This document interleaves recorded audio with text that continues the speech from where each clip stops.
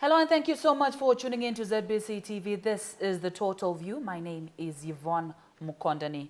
Now, the government of Zimbabwe, through the 2 years 2018 to 2020 Transitional Stabilization Program, has embarked on economic, social and democratic reforms. Now, the ongoing reform efforts will lay the foundation for Zimbabwe to achieve its twin goals of Vision 2030, that of becoming an upper middle income country by 2030, and the Global 2030 Agenda for Sustainable Development and the Sustainable Goals. Now, the United Nations system in Zimbabwe is the major partner in this process, contributing to development programs, supporting capacitation of national institutions, and assisting humanitarian responses during emergencies. We have in the studio today the UN Ambassador to Zimbabwe, His Excellency Bishow Parajuli. Your Excellency, welcome to the show. Thank you very much for having me. It's a pleasure to be here. It is always a pleasure having you with us. Now, to start off, the government of Zimbabwe has embarked on a raft of social and economic reforms. What has been the role of the UN in this regard? Well, you know, United Nations system works very closely with the government of Zimbabwe in a number of areas. And our effort is to support in several key areas which really contributes to achieving the vision the government has set up. For example, we have developed this strategic framework of cooperation. For example, Zimbabwe and United Nations Development Assistance Framework. This development framework identifies 6 key areas of priority, making Zimbabwe improve on food security and nutrition, as well as looking at improving poverty reduction, addressing issue of gender equality, helping address some of the major challenges related to HIV/AIDS, and also access to various social services such as health, education, and social support, and also institutional capacity building, promotion of human rights, democracy, and etc.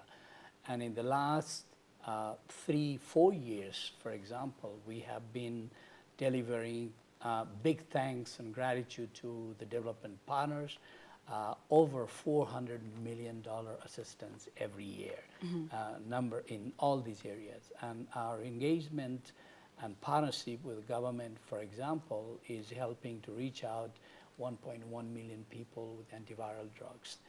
Children are getting books in school. Our program have helped to support resilience building among 800,000 families in the worst of area.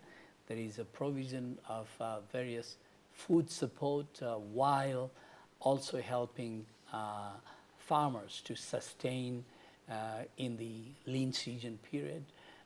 As well as improving nutrition, water sanitation, and as you know, in the last election, for example, we were involved in supporting election commission. We work with the Human Rights Commission. We are working currently with the National Peace Commission. So we work across multiple sectors. And of course, the steps government has taken is extremely important. And it's also good to be ambitious. It is. And create a good vision. And of course, few steps I think government has taken, which we applaud, that is, declaring Zimbabwe open for business. But Your Excellency, before we maybe get into that, you mentioned a number of areas in which you're working with us as a nation. You mentioned issues to do with gender, HIV, and the issues of democracy. In your view, how are we faring really as a country in as far as all those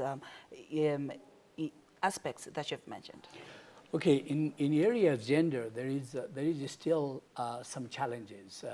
Zimbabwe has one of the sadly high rate of gender-based violence, is still progress to be made in terms of women participation in politics, in economic sphere of life. But there is a vision, and there is an intention to move forward, which is really excellent. And we, in fact, United Nations and European Union together with the Ministry of Gender, Women Affairs, working on a new program. We're just starting now, help really challenge the gender-based violence issue. The concern related to child marriage, for example. This is really worrying. The other issues related, you mentioned about HIV element.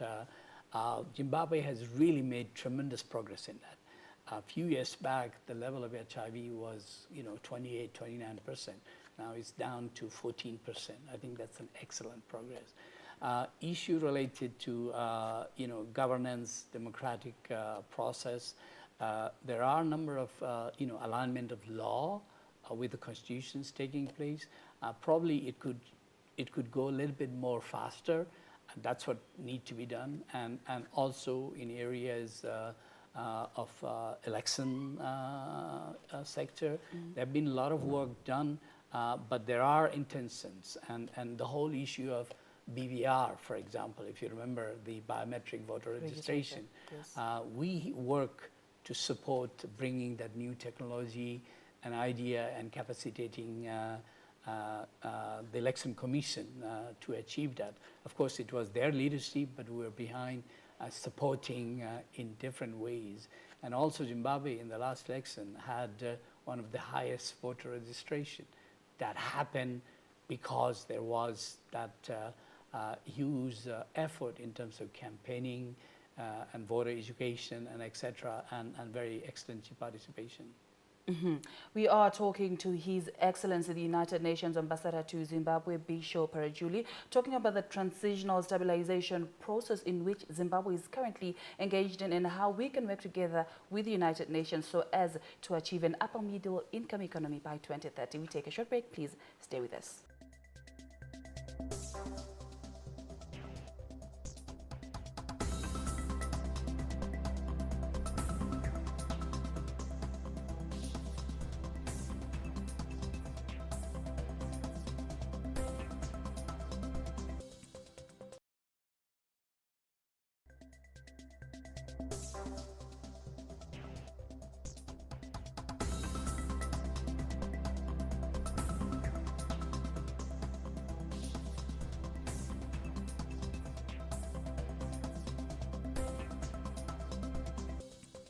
Hello and welcome back. You're still watching The Total View. My name is Yvonne Mukondani, joined in the studio by His Excellency Bishow Parajuli. Now, Your Excellency, before we went for the break, you mentioned a number of pertinent issues that we are currently grappling with as a country. One of which caught my attention was the issue maybe to do with child marriages. I remember the past few weeks, maybe is it last month, there was debate as to reducing the national age of consent to 16. Some were debating that, when a child is 16, give that child the right to choose what he or she wants to do with her life. She has to be able to choose whether she wants to use any maybe family planning methods, the use of condoms and contraceptives. What's your take on that? To be honest, 16 is still a child, and he or she will not be able to decide wisely, thinking the long-term part of it. So therefore, the international standard is about 18, and in some countries, for example, drinking not allowed even until 21. So therefore, allowing that provision early on, in a way, adds further risk of people taking advantage of that child, and particularly if you want to really help a nation to progress, we really need gender equality, and education is a foundation. And if a girl gets married early on, the opportunity and likelihood of that girl continuing her education and advancing her opportunities and opportunities for the future would be reduced. So therefore, I think a nation should take a bold step to see how best to support, grow that young generation to advance, and create that opportunity to have maximum education. And certainly that will hinder if girls get married early on. In fact, one of the things we want to really encourage is let a girl finish her education and to the maximum level, and go for her choice. And also I would say Zimbabwe with high prevalence of HIV and AIDS. I think encouraging early sexual activities probably is not going to be positive thing in terms of promoting prevention on HIV AIDS. At the moment, one of the big concern has been is, in spite of all that success story on antiviral drug provisions, there is still a youth, in particular girls. More girls are being infected with HIV positive. So we have to make all provision, education, the issue of contraceptives, as you talked about, condoms and other things, but really move towards educating, also be away from these type of activities. Mm-hmm. Now moving on, let's look at our commitment as a country to attaining the Sustainable Development Goals. You find that Zimbabwe is currently grappling with a number of economic and social challenges, recurrent drought. We talk of the recent cyclone Idai. What are you doing as the United Nations? What are your efforts to help us alleviate these challenges? Well, the United Nations system in Zimbabwe, we consist of 14, 15 resident agencies, plus there are 7, 8 who are non-residents, also provide support. Our vision, as identified and I mentioned earlier, is work around those 6 areas of priority. But then we are looking into both the long-term aspects and as well as the short term to respond to the crisis. In fact, the point I was mentioning before, as the long-term plan, we have issued a flash appeal, for example, in response to the recurrent drought and cyclone, which hit very sadly several weeks back. And we have been working with the authorities, civil societies, ministries to meet immediate relief, originally rescue and then relief, now early recovery and preparing for recovery plan. And what I like, and the reference I was making before is, aid, international cooperation is important. But what is really even crucial is for Zimbabwe to be more conducive to attract investors.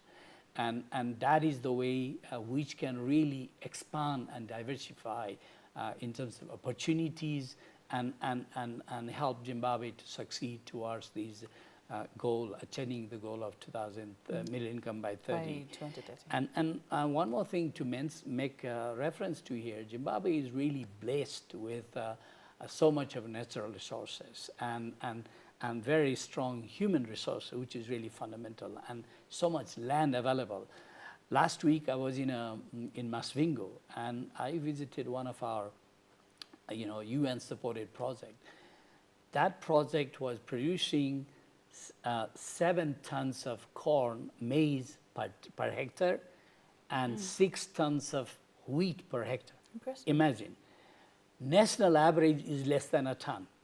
So if Zimbabwe is able to, put the conducive environment to grow to the level up this, the income level will rise up. And talking to farmer in that village, where of course the crop was irrigated and the UN had supported with the irrigation facility and as well as extension support and etc. The farmers there were sending their kids to best boarding schools. They had the improved houses. They had the extra income, and they were extremely happy. with so much land available in Zimbabwe, as well as human resources, and the, lot of water bodies, it's easily possible. It is.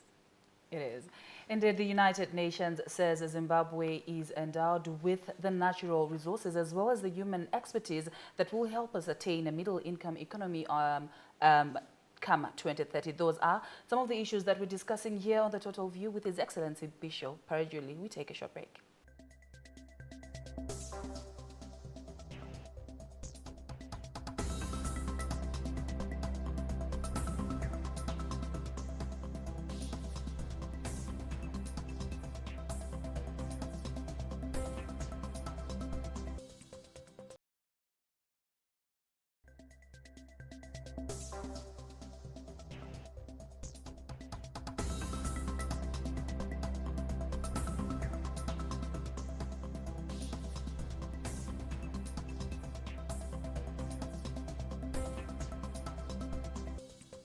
Hello and welcome back. You're still watching The Total View with me, Yvonne Mukondani. Your Excellency, before we went for the break, you mentioned how impressed you were with the agricultural projects in Masvingo. And you also mentioned how important it is for us as a country to attract investments. Let's look at the President's mantra, Zimbabwe is open for business. Well, I actually have only commendation and admiration for that initiative. But if you look at still the ease of doing business effort Zimbabwe is doing, there is still a way to go. So I think there is some work to be done in that area. They have efforts made already in changing some of the policies, and some of the challenge related to the financial side, for example, bond versus RTGS or dollar, and that puts difficulty in people in terms of investing and taking the income out of the country. So I think there are very good efforts to work in these areas, and I hope the investors see huge opportunities in Zimbabwe to invest. And of course, one of the challenges which Zimbabwe has is its negative image outside, and there's a big effort which is ongoing in terms of engaging with the world international communities, the visit by senior government officials, ministers, His Excellency the President, and these are all positive efforts, and I think Zimbabwe need to continue to communicate that positive image outside. There have been plans, there have been intentions, and they also need to share what has already been done going forward. Because at the end of the day, anyone who is bringing investment want to see, is their money secured? Are they able to make profit? Can they take the profit out of it? And how is the labor environment and the human resources and other things? So everybody looks in totality from this angle. And I would also say from many inputs point of view, Zimbabwe is a great opportunity. But some of these other factors which have not been right, but could be easily put right. And it's the hand of the government and policymakers. And I see the commitment and direction set by His Excellency the President. So I hope and I truly believe that vision can be achieved if those plan and intention are put in action. Exactly. Now, you mentioned a number of things that we can do as a country, the ease of doing business, the rebranding as a nation. What else do you think we have to do, in your view, so that we emerge from this crisis that we currently are in and manage to attain this Vision 2030 that we're constantly talking about? Well, there are already a number of steps. Of course, building on the positive efforts which have already begun. and make a showcase of that in terms of achievements is really important. I mean, if you compare some of the countries in the region itself, Mozambique, Zambia, etc., Botswana, they are attracting huge investors. Compared to that, Zimbabwe has much less. So this one area to look at. Tourism. Zimbabwe has so much potential for tourism, and by positively branding Zimbabwe, there is a huge scope in terms of expanding economic potential. The third area is the agriculture sector itself. As I mentioned, the normal productivity is less than a ton. The potential can be 6-7 ton, and both maize and wheat. So you can see how many times it gets multiplied. And the other part of it is, of course, Zimbabwe needs financial help, correct? The engagement process, which has happened with the World Bank, African Development Bank, IMF, is also extremely crucial, because money makes money. So Zimbabwe at this crucial time needs investment. But what is also important in the context of this is fiscal discipline. You cannot spend more than what you earn. And also it's important to bring an efficiency. I would add, major portion of the budget, for example, has been in the past going to salaries and these type of things, but not much investment has gone into really improving things, and that's where need to invest more. For example, investment in the health sector, and there is really need a lot to do in that area. Investment in the education sector, for example, is really important to do it, and support community which really need help to cope up to the challenge. Now with these price rises, etc., vulnerable needs to be protected. So we as an international community, United Nations, with the development partner, humanitarian partner, are working in different forms and shapes to support these different components. But the area which government can do to make it, create enabling environment, I think the process has begun. The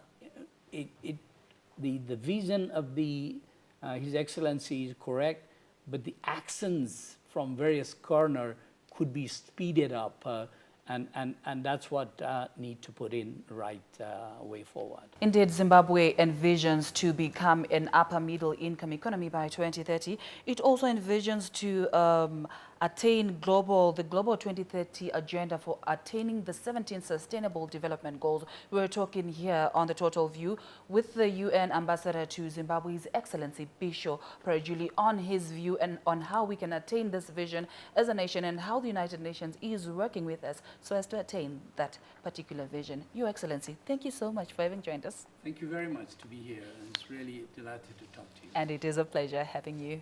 Thank you. Thank you so much for having joined us. You were watching The Total View. My name is Yvonne Mukondani. Pleasant viewing.